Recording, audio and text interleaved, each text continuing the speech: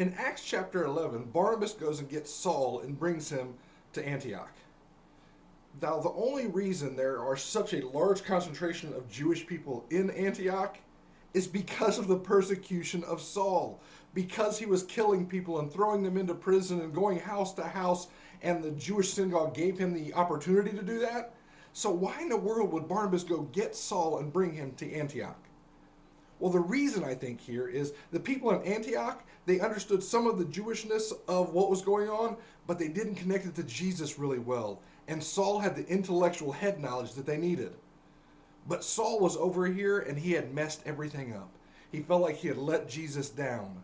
And when Barnabas goes and grabs him and brings him to Antioch, the community in Antioch opens up their heart to him. They love him well. So Saul had what Antioch needed, and Antioch had what Saul needed.